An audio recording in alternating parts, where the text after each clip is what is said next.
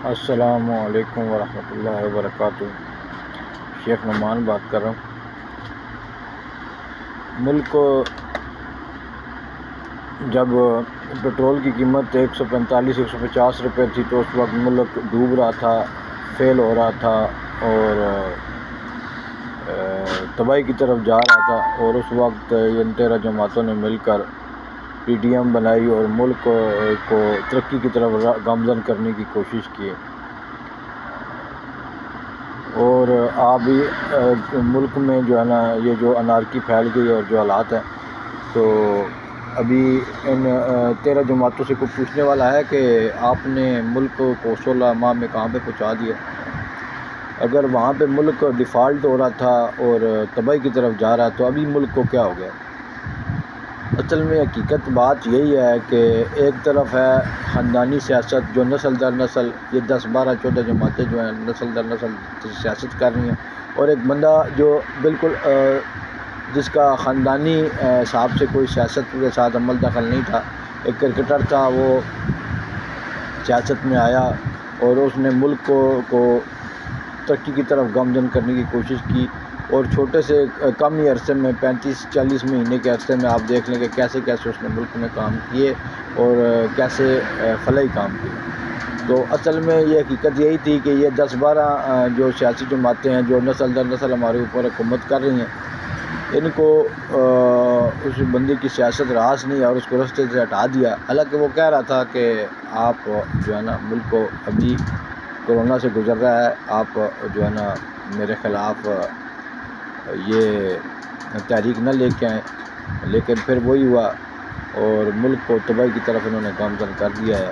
اور ابھی ہمارا ملک ایشیا کے سب سے نچلے ملکوں میں جا رہا ہے، مہنگائی کے لحاظ سے سب سے اوپر ہے ہم، اور بے روزگاری کے لحاظ سے بھی آپ دیکھ لیں کہ کیا حالات بنے ہوئے ہیں۔ تو ابھی وقت کی ضرورت یہی ہے کہ جتنے بھی ادارے ہیں وہ اپنے دائرہ کار میں رہ کے کام کریں، فوج کا کام جو ہے آئینی لحاظ سے وہی کام کرے، اور جو ابھی جو نگران حکومت ہے اس کو چاہیے کہ جلد از جلد الیکشن کرائے، اور اس کے علاوہ ملک میں جو ہے جیسے جیسے حالات ہیں ان کے حساب سے چلا جائے۔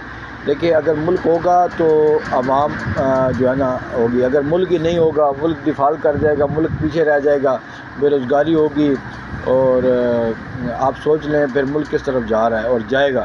غریب آدمی پہلے ہی تباہی کی طرف جا رہا ہے، آج پھر پیٹرول اور ڈیزل کے ریٹ بڑھا دی گئے ہیں، بجلی کے ریٹ کہاں پہ ہیں؟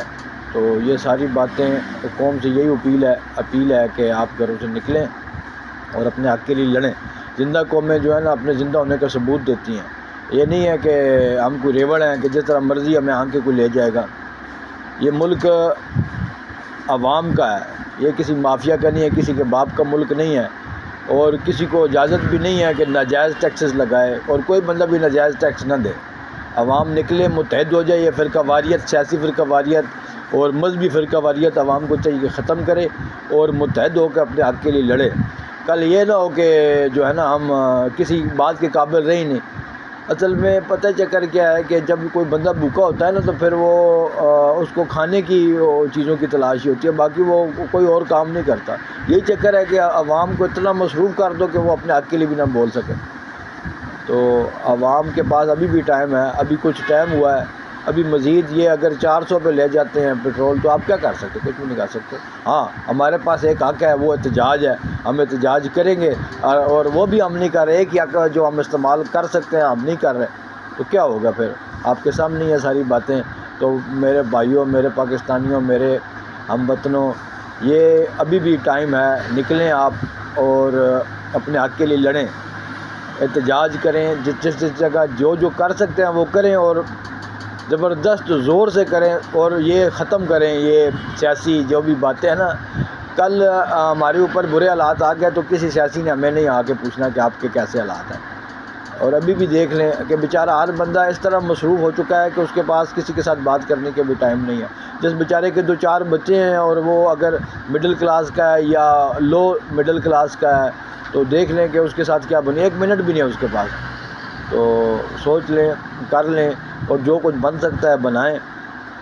میں کچھ ایسی آدمی نہیں ہوں، میں بزنس مین ہوں، لیکن میرا دل دکھتا ہے بیچارے لوگوں کو دیکھ کے کہ لوگ کس طرح کثر پرسی کی زندگی گزار رہے ہیں اور کیسے برے حالات میں دن گزار رہے ہیں۔ اور بیچارہ میں کل ایک بندے کو ایک دیہڑی دار تھا بیچارہ، میرا دور کا رشتہ دار تھا، میں ملنے کے لیے کل گیا تو یقین کرے کہ اس کو ویسے ہی نہ کوئی بات چلی تو ایک بندہ کہہ رہا ہے جی پیٹرول اور ڈیزل کا ریٹ بڑھ رہا ہے، تو یقین کرے اس کا چہرہ جو ہے نا، اللہ معاف کرے، اس کے چہرے پہ نظر آ رہا تھا کہ جس طرح کوئی کسی کو نا وہ کوئی بڑا سا پتھر اٹھا کے نہیں مار دیتا، یہی حالات بنے ہوئے ہیں۔ تو کل آج اگر آپ عام آدمی کے لیے نہیں بولیں گے تو کل میرے خیال میں اور آپ بھی عام آدمی کی ادھر لسٹ میں چلے جائیں گے، تو پھر ہمارے لیے بولنے والا کوئی نہیں ہوگا۔